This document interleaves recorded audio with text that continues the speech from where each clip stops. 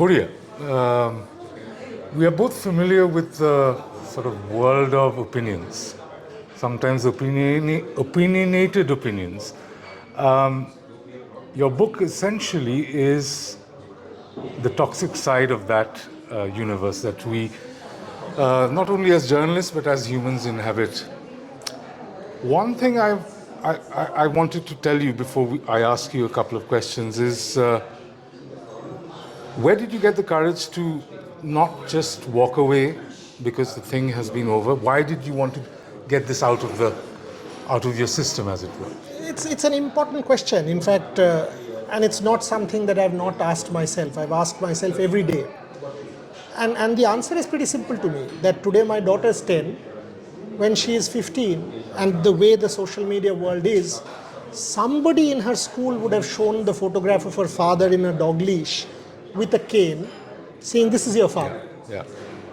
My mother is 76 now, 75, 76. I don't know how long she will be there. She would then go to her grave thinking, "Oh, you know what, my son had a story to tell but did not protest." Yeah. My wife was called a prostitute every day. My late father was called a bastard. It is not about profit, money, fame. It is also about satisfaction. Yeah. It is also about who you are, Yeah. about what defines you. Yeah. So I actually think I owe it to them. Yeah. I owe it to myself. I owe it to people like you, and I want to make this public that, I write a column for a newspaper which he actually edits that particular page, that you believed in me at that point in time. I owe it to you also. Sure. So this is my story, and again, I don't know if anybody believes me. I mean, now I'm sarcastic. See, that's the other thing. I mean, that's the other thing both of us have faced in the past, which is essentially, it's a tutu me world. In your case, it's obviously in a much heightened, uglier zone that it manifested in. Why do you think, I mean, I have my theory, but why do you think there is so much of pleasure? I mean, I can't see any other way except to describe as so much pleasure that people take in giving gali, essentially. Behind, it's almost like, it's almost like Meghnad from behind the clouds. I'll answer that and then ask you a counter question. Yeah. I mean, and my answer is, in our country, there's so much of suffering that if you are able to pull someone down who's achieved a little bit, yeah, you try and think that, okay, this is my way of reaching out. And, that's the whole toxicity of social media, which goes unmediated. Yeah. There are very great things about social media. Both of us know. Of course. But this is the side that perhaps needs some kind of tempering. People need to act responsibly, especially people of entitlement and power. Yeah. In my case, a cricketer. Yeah. So I think people, the herd, so a national cricketer brings with himself a legion of fans. Yeah. And they will then do whatever is asked of them to do, or they are provoked to do. Yeah. And whoever you are, you might be an accomplished writer or a journalist, you will not have the same currency in the mass domain. And there I was, a sitting duck who had no chance. But let me ask you this. You have a family, wife, parents. When this happens, and I don't have an answer, and that's why I'm asking you, what do? How do you protect them? Because people called me, I'm powerful. I couldn't protect my mother, my daughter, my wife, my late father. Yeah. I couldn't protect my livelihood. I was banned. Yeah. And I want to know this because in future, if someone goes through this, anybody might. Yeah. I want to help. How does one protect the family? See, I think, the only way is, when I asked you the question about why are you coming up with this right now, X number of months/years after the incident, I think the answer to the last question is there. It's because if you do not engage with it, if you do not negate it, or at least give your side of the version, I think all of us believe, as journalists, as human beings, that, people are innocent before being guilty. Forget your case, but even if you replace the cricketer with the politician, for instance. Absolutely. Which is a domain which is getting trickier and trickier. I'm using the word tricky because I don't want to sort of, again, sort of qualify it. There are two responses I've seen. I'm not saying, if that's the right response for everything, but one response is because you can't control the narrative, you just sort of let it go. But in cases where you are specifically targeted, your family is targeted, that is not an option. That is not an option at all. In other cases, there are other avenues, for instance, legal ones, etc., etc.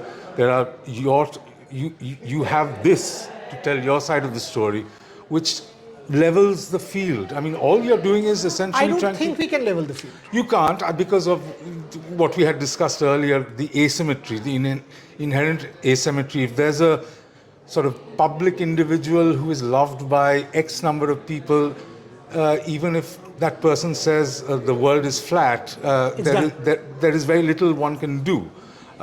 In fact, this is something I wrote just today in an editorial in a different context. So I think to answer your question is all you can do and all you should do is to push back.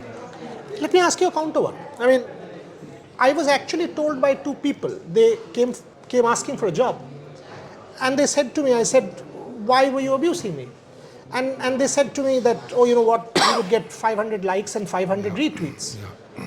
What does that tell you? I mean, and it was as if I'm supposed to know that how stupid of you that you don't know that you will fetch me likes. See, I think what you mentioned in the book and what you're mentioning now is kind of at the core of the problem.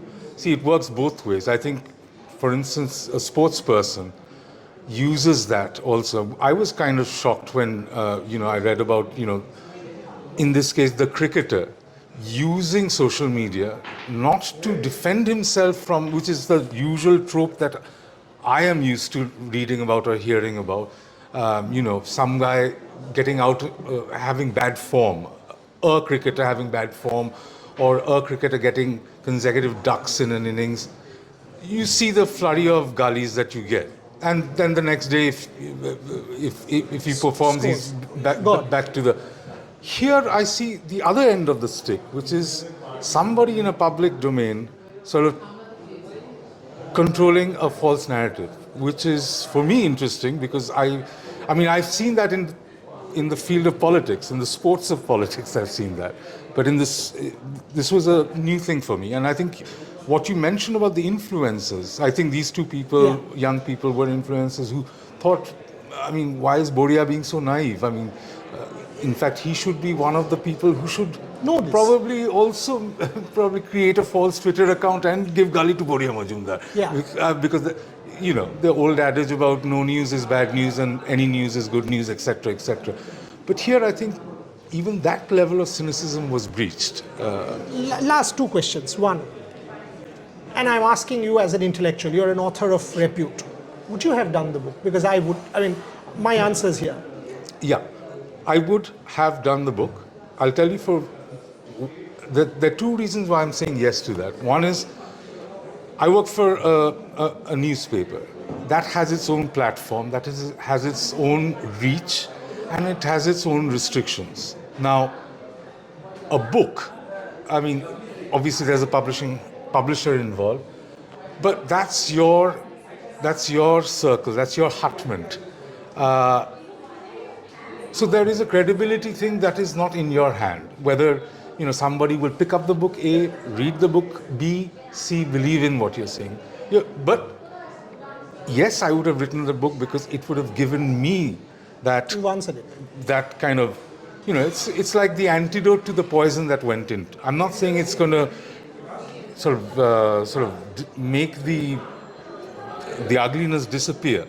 But it actually just gets it out. And that's finally, I'm not vengeant. When I now look back, this book is kind of closure. I didn't write it for vengeance. I want closure. I actually want, now that I've gone through this, all of us are grappling with social media as a necessary curse of our age. I actually want to help. If anybody goes through this, perhaps I know a tad more. Yeah. I think this book is my answer that you can actually reach out to me for that. Absolutely, yeah. If I can help your family. Yeah. And that was my last question, that how do we, because we have not been born into social media, we've inherited social media, it came into us. We don't have an answer, but what is your take? How do we deal with the trial? How do we deal with this kind of a trial?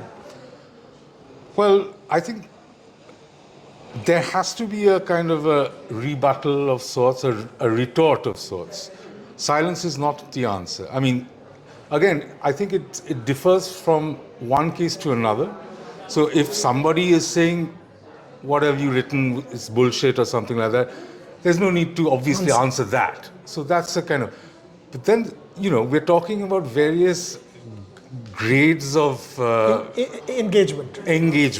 As I was telling you earlier, I mean, Salman Rushdie calls his now 40-year-old fatwa, which came back to sort of literally take his life 2 years back. He calls it the worst form of literary criticism. I mean, he can have a joke about it, but in that way, he is right, because essentially, I think in your case also, it is essentially somebody accusing you of being a bully, which by itself is an act of bullying also. So, I mean, do you understand the sort of meta level of what we're talking about? Last question, India. You don't have to answer this. You might say, I won't. You've read the book, and that's why I'm asking. Few people have so far. This man has. You know why? Because I gave him this book in this particular hotel where we are sitting 2 months back, requesting him to come and host this launch and be a part of this launch and putting it on record. He fed me lunch, didn't take money, fed me loads of food. You've read the book. Hand on heart, did I bully? No. I don't need to place my hand on heart. I'll place it everywhere else. You certainly didn't.